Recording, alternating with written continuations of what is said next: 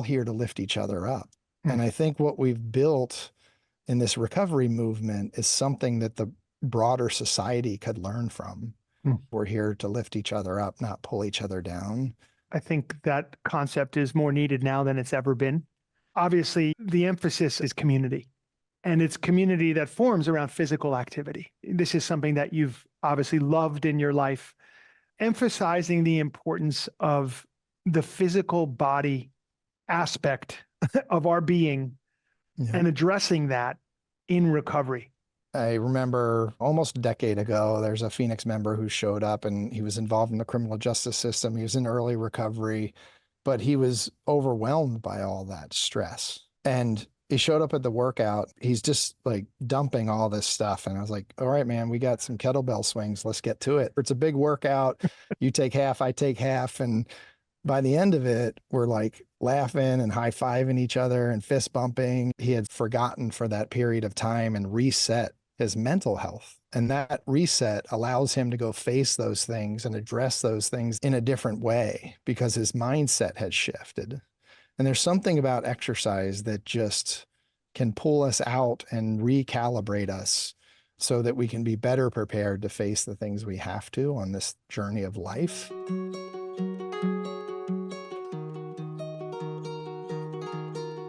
Welcome to the Recovery 2.0 Life Beyond Addiction Conference. I am your host, Tommy Rosen, and today I have the great pleasure of connecting with Scott Strode. Scott has been sober for over 25 years. He is the executive director of the Phoenix, a transformational nonprofit which he founded in 2006. The Phoenix harnesses the power of connection to ignite a movement that's changing how society looks at addiction and recovery. The Phoenix provides free programs both in person and virtually across the globe, including yoga, climbing, music, CrossFit, art, and more. The only cost to participate is 48 hours of sobriety. Scott says it might be the activity that brings someone in, but it's the community of sober friendships that keeps them coming back. We're going to speak quite a bit about that today. This spark of hope for recovery that Scott himself experienced has continued to grow and help thousands rise from addiction. And this is, of course, not limited to people in recovery. The Phoenix movement is for anyone who has been impacted by substance use disorder, families, loved ones, etc., because the solution to the addiction crisis lives in every single one of us. To learn more, you can go to thephoenix.org. And Scott, welcome. I'm so glad to get a chance to connect with you today. Oh, it's great to be here. Thanks for having me. Absolutely. So Scott, it's 18 years now that you've been at this. You know, Phoenix has been around for 18 years. And I wanted to start with the spark, the why for you at the beginning. What was missing? What had you experienced? What was missing from our approach that you wanted to help fill that gap? What was the inspiration behind it originally? I think the original inspiration really came from just my own lived experience with a core group of friends. You know, I had a friend who was a clinical social worker who I would climb with, and another friend, Ben Court, who was in recovery and a climber and an outdoor lover. And we wanted to go climb mountains together and be outdoors and go to Moab, Utah and do all this great stuff. And, you know, triathlon became part of my life in recovery. And I started, you know, just sort of making my life bigger in my sobriety and surrounding myself with people who shared that vision. And we saw so many folks struggling after the sort of acute care model coming out of formal treatment. You know, 30 days in, you get a pat on the back, good luck, here's a list of 12-step meetings, hope you make it. And no surprise, a lot of folks don't. And then you think about all the folks that don't even have access to treatment, that identify as having a challenge with substances, but never really get to get help for that. And we wanted to create something that was a lower threshold to entry, something that can walk alongside you your whole life by surrounding you with a nurturing community that believes in you even if you don't yet believe in yourself. And that was what I found, and others and the early Phoenix members found. And now it's grown a bit since Mm, then. yeah, a bit. So Can you speak about how things have unfolded since that beginning, that first spark? yeah, so we started by just leading meaningful activities with others in recovery. At the time, it wasn't actually for allies and supporters in the early days. But I'd share triathlon training with folks, and then we had a bunch of people that got into triathlon. Then we'd start cycling and climbing, and a lot of it was athletic based because that was my background, and Jackie and Ben who helped start it.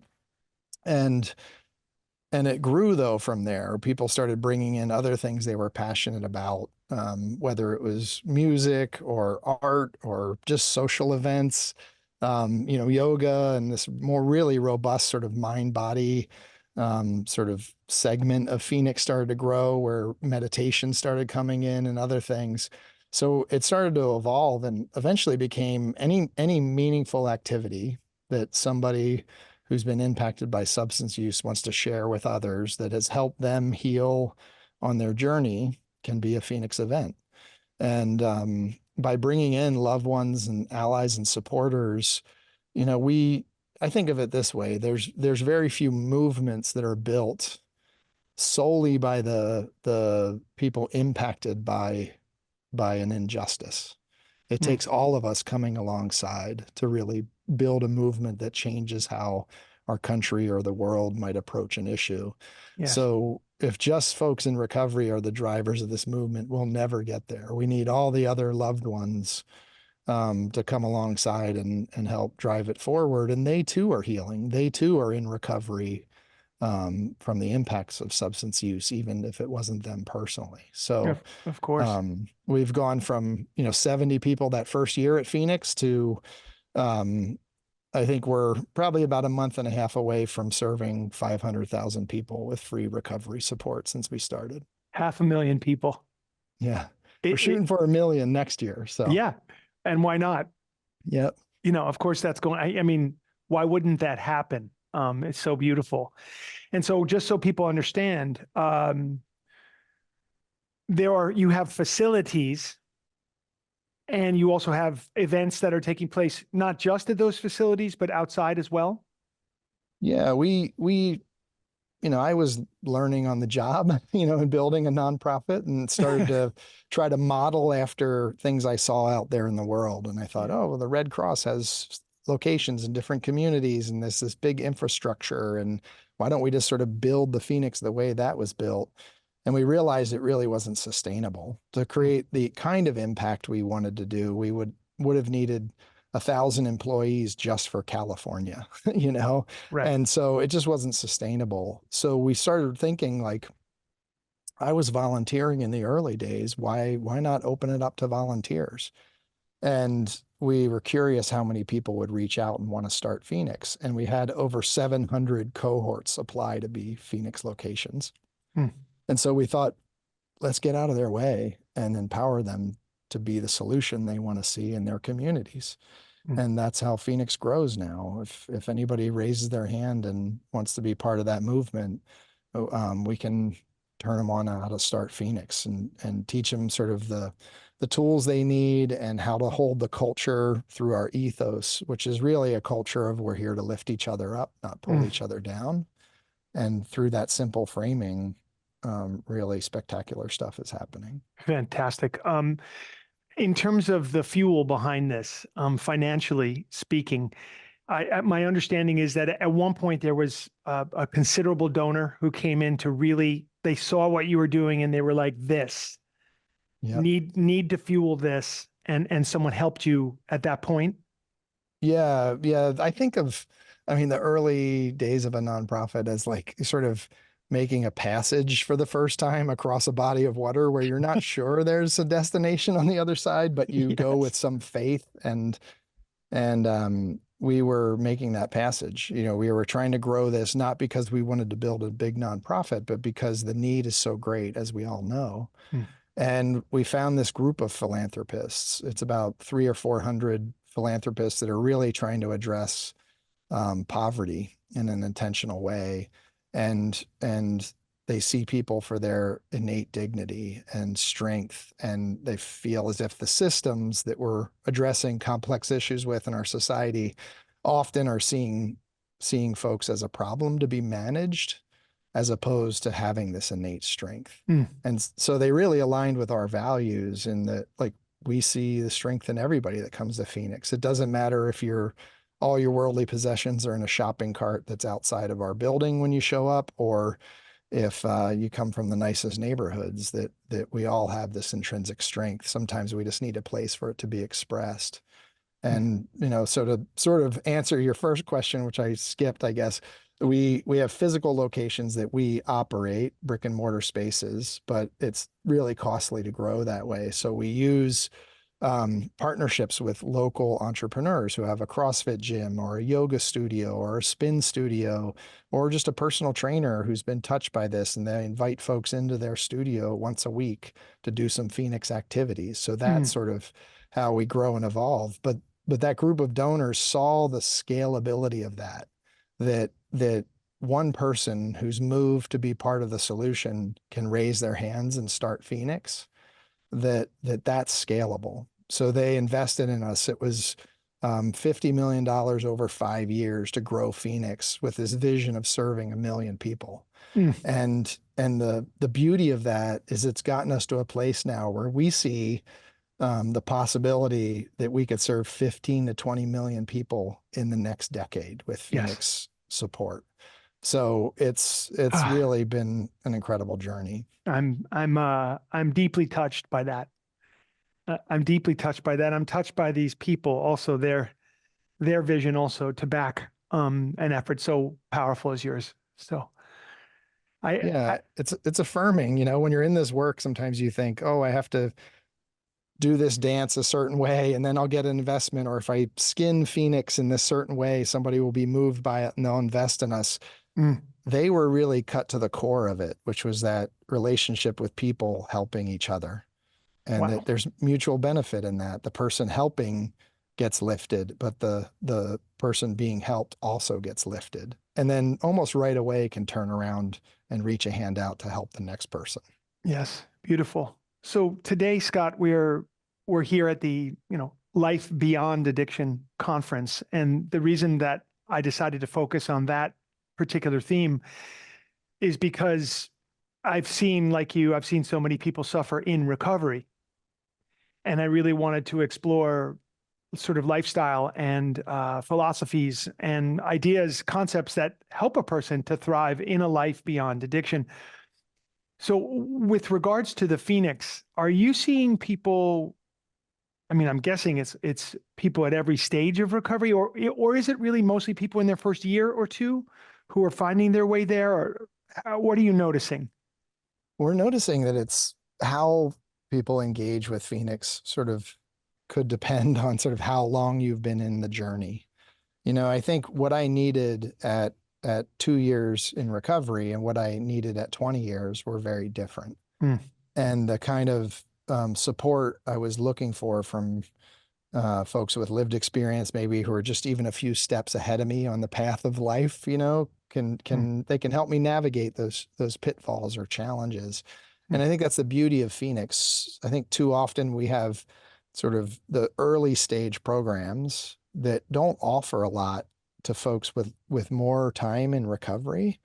And so there's not that blending. You don't Mm. have somebody with 20 years who is just stepping into their life for the first time because they're starting to move their body and they've found a sense of purpose in life, and they've gotten more grounded in sort of who they are. And then you have a guy who's got 2 days sober, but he was a rock climber and he can share with the other person about climbing. Mm. And by climbing together, they're each unlocking something powerful. This person with 20 years is starting to dream of how big their life can become. And the person with 2 years is finding a mentor on the recovery side. So Yes. it's this mutually beneficial sort of relationships that are born from Yeah. having folks with widely varied time together. Mm. Incredible. And I want to speak a little bit about the power of community, or I should maybe just say the necessity of community. for people, for all people, but certainly for people on a path of recovery as you're coming out of, um, when you're coming out of addiction and moving into recovery.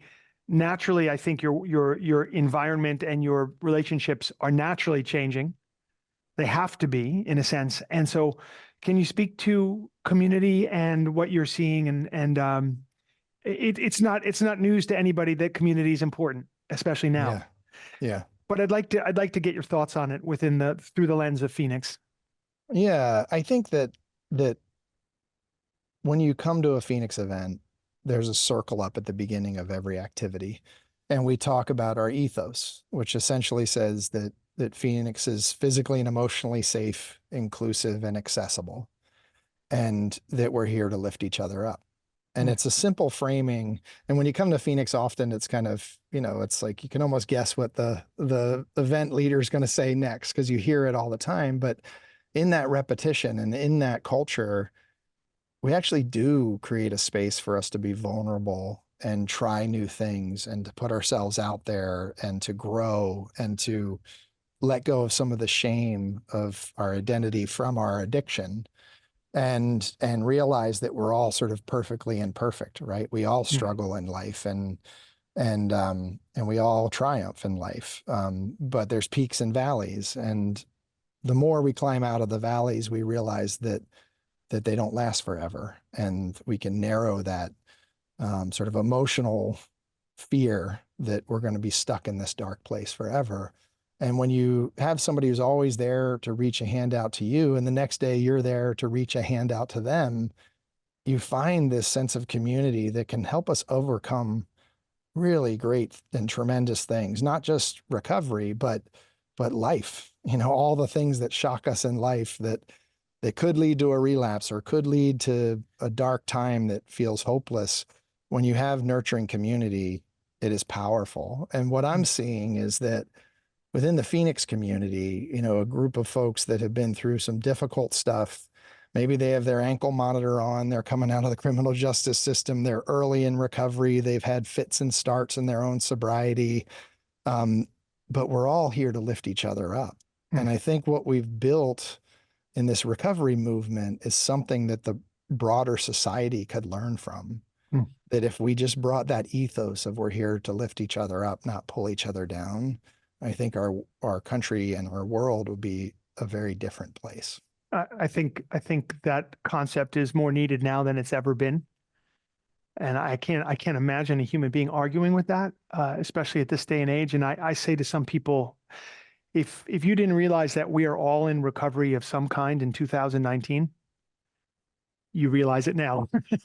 Yeah. It's like, whoa, we're up against it. We really need to pull it together right about now. Um, Scott,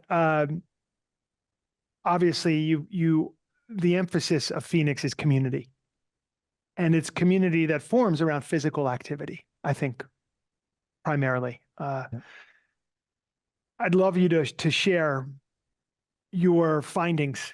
I know that physical activity, sports, athletics, it comes out. This is something that you've obviously loved in your life, even before you were in recovery, and the importance, emphasizing the importance of the physical body aspect of our being Yeah. and addressing that in recovery.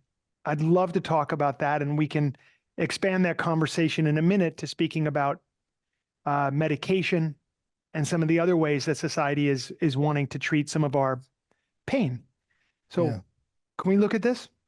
Yeah. Yeah. I mean, I think it's something that has always been part of Phoenix because it's just so like inherently powerful, right?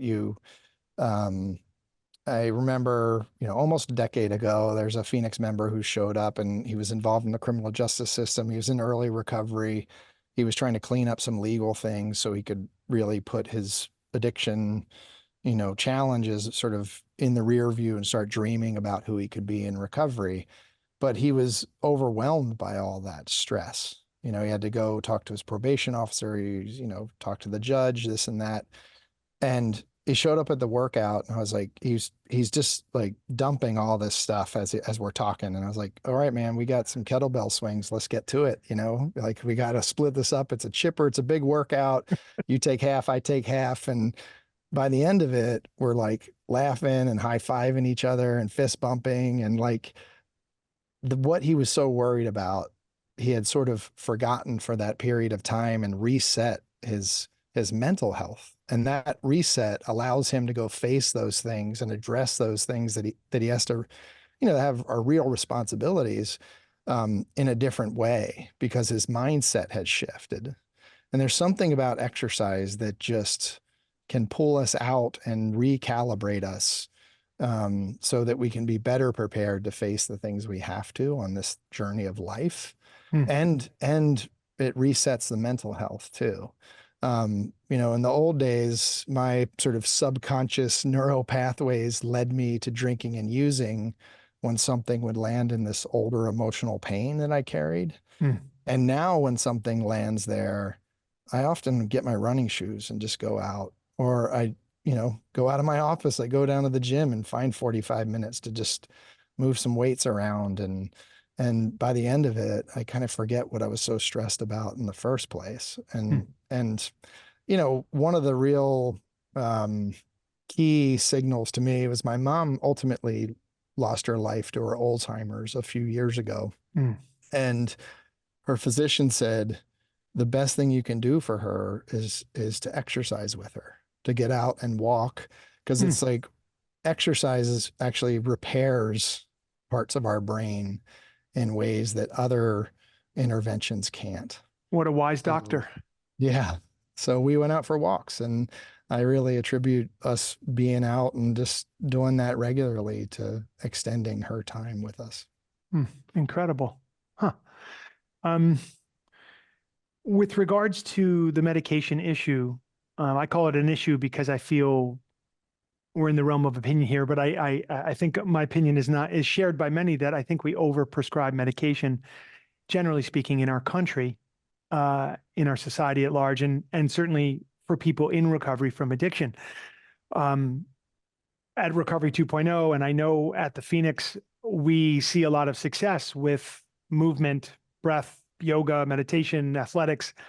Um, can you speak to any stories that you might have anecdotally, or how having a very physical and active lifestyle can help a person to move beyond the need for medication? And I'm not trying to say anything that's going to get me into trouble here. I just want to explore openly some of these other possibilities, because you just said, it's going to reset your mental condition when you do some of these activities. So I'd love to get your thoughts from the field after these 18 years of work, helping people to be more athletic and more active in their physical body. What are you seeing as an overall mental outcome for that? Yeah, I think that um, exercise and moving your body, especially done inside the framework of a nurturing community where you can be vulnerable and turn to others for support, and they can be there for you and you can be there for them in turn, um, is powerful. Connection and feeling accepted, I think, can keep us from drifting away into the abyss, right? And on top of that, to exercise on top of it, I think is, um, Simone, who runs our programs across the country, says movement is medicine. Um, and Hmm. that there's evidence out there about the impacts on mental health just from exercising even 30 minutes a day and how it can change your overall mental health. So I think that there are times for, more sort of acute care interventions. There are times for medications, and for some folks, it might be a lifelong journey of some of those. But I also think um, regularly and consistently moving your body, especially if you can build a community around you that's nurturing and supportive, can be powerful as well. Hmm.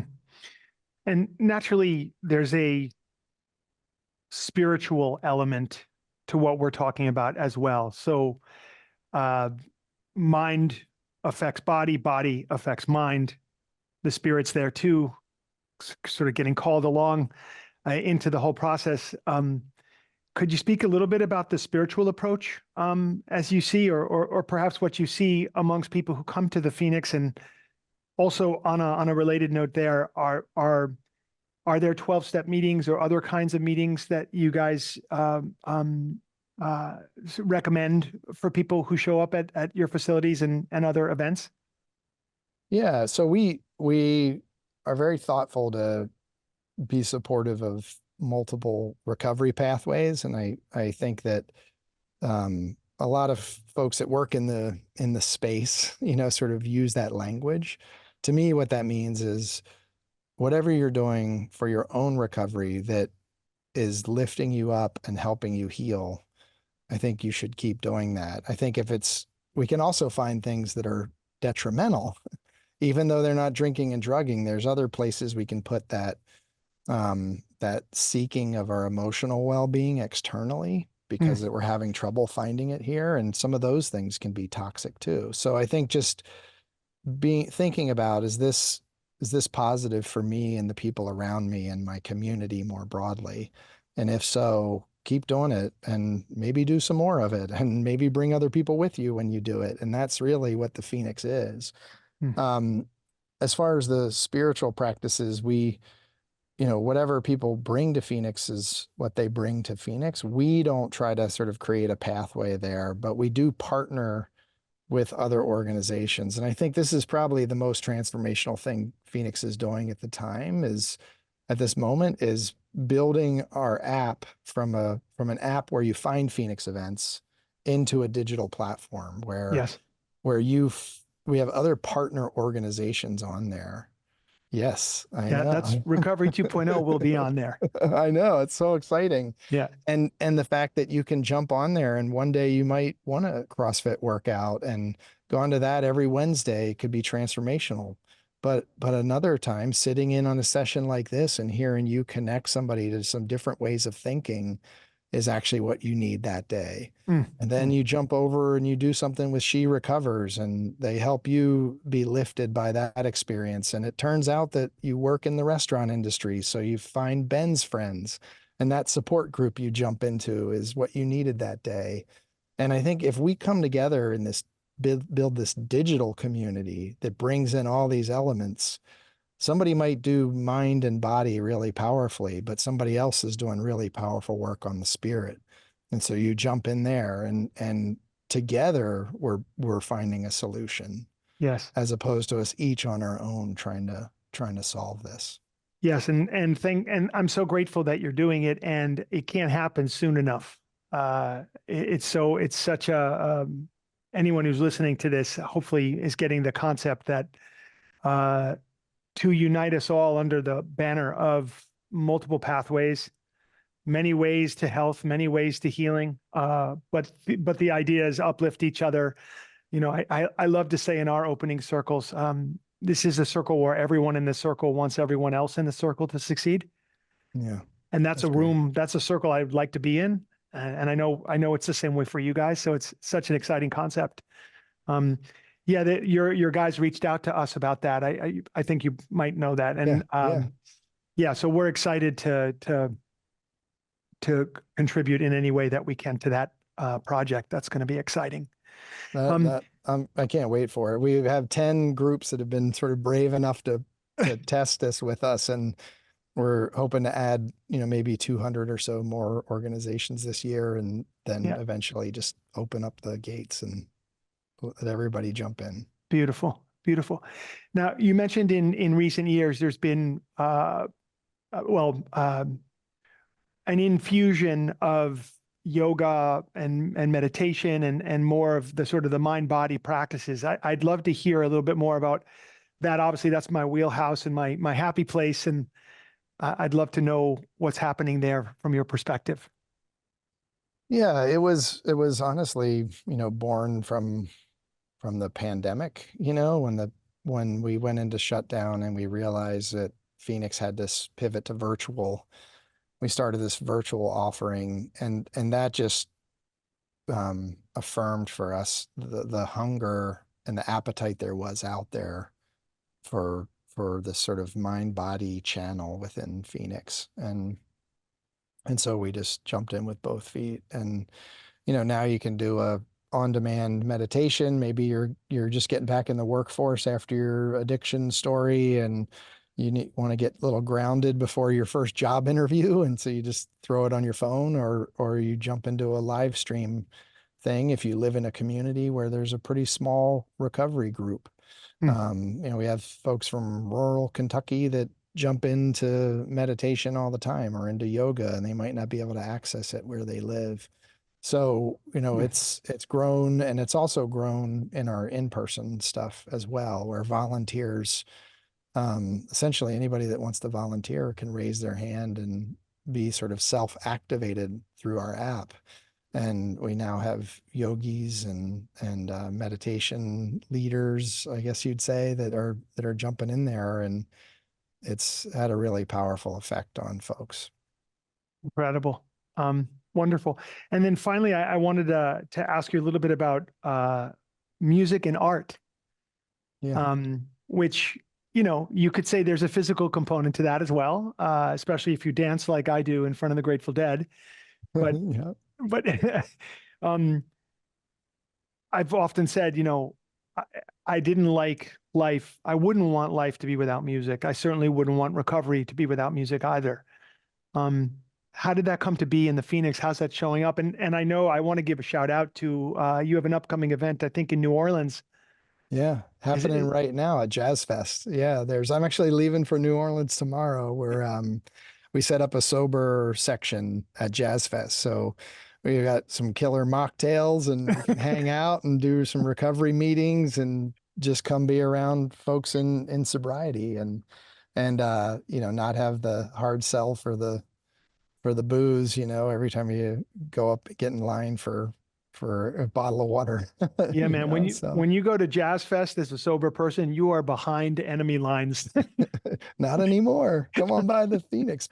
It's amazing. Yeah.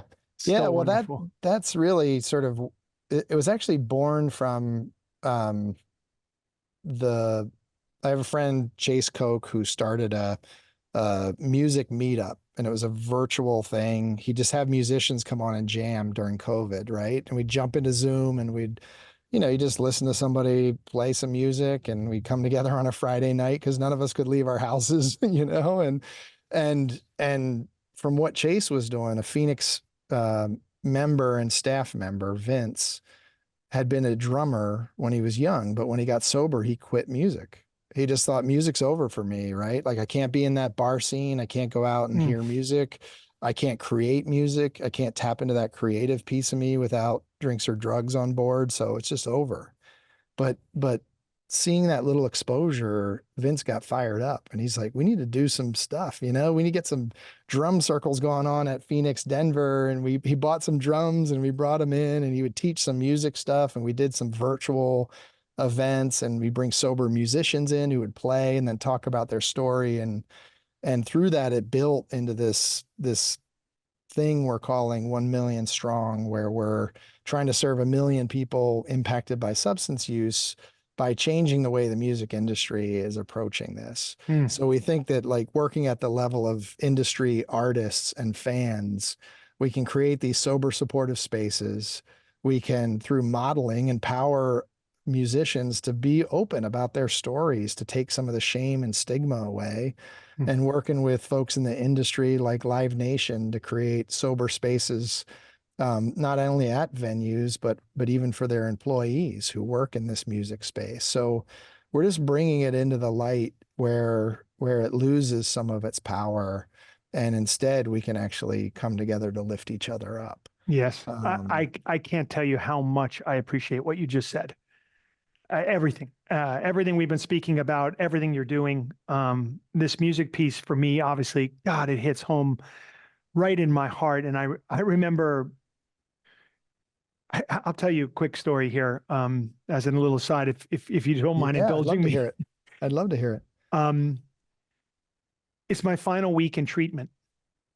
It's 1989. It's August of 89. I'm in Hazelden, and I've done pretty good. Like I've shown up. I've really tried, to get this thing as much as I could in those first 30 days, 40 days. And the counselors call me into a room to discuss what's next, and it's sort of like gulp, I'm like, okay, it's like me and like these four people. And they're like, well, Tommy, you've really done really well.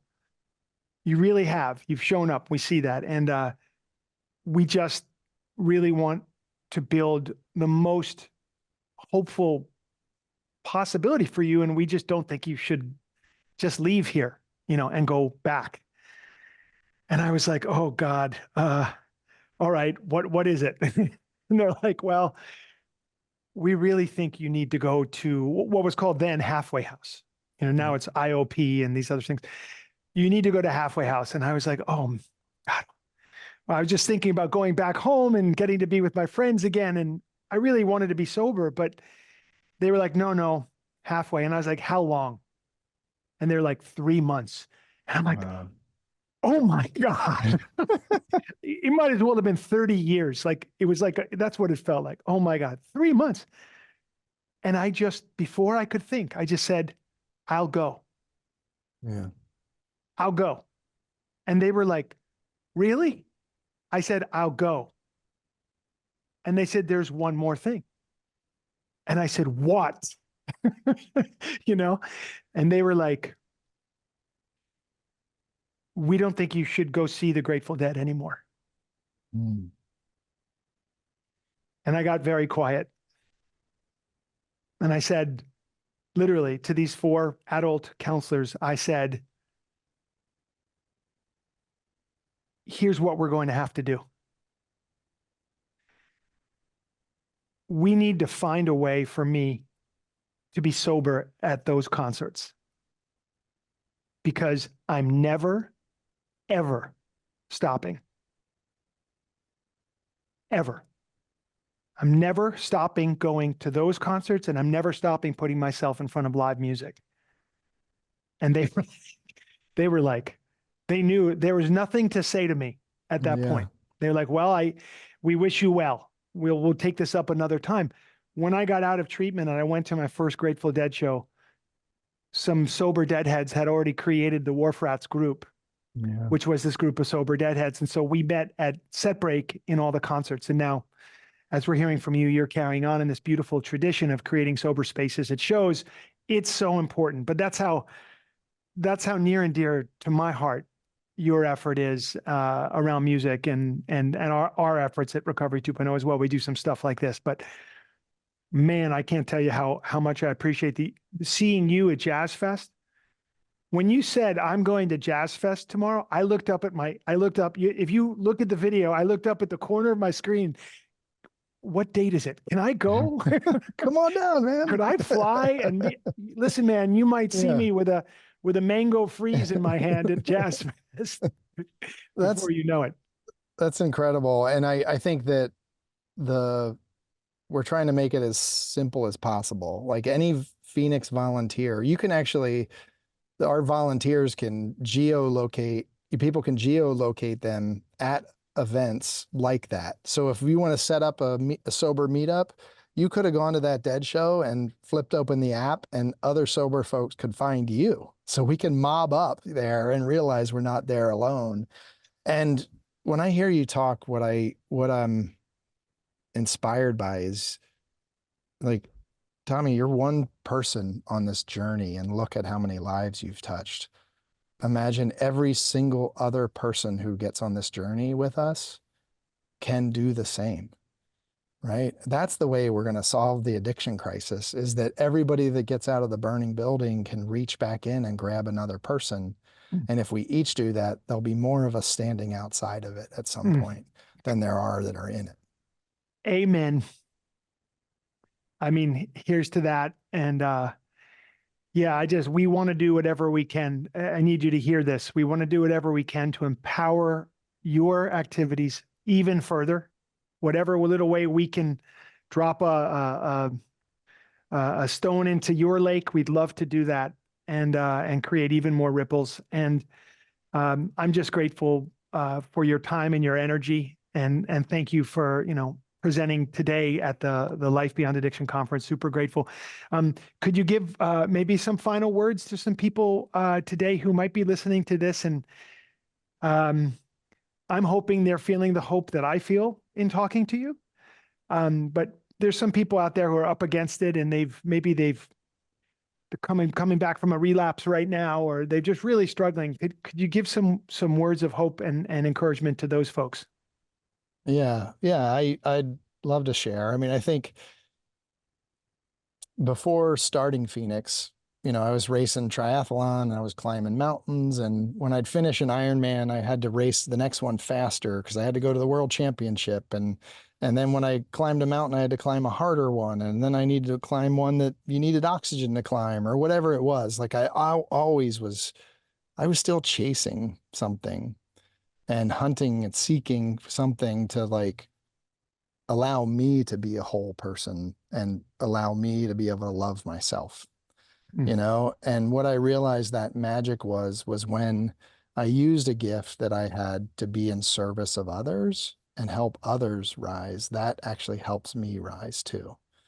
And so if you've been out there and you've been sort of struggling at this for a while or in a darker place and you trying to figure out how to climb out of that valley to that peak again, then figure out how you can truly help somebody else with Mm. what you've learned and what your gifts are.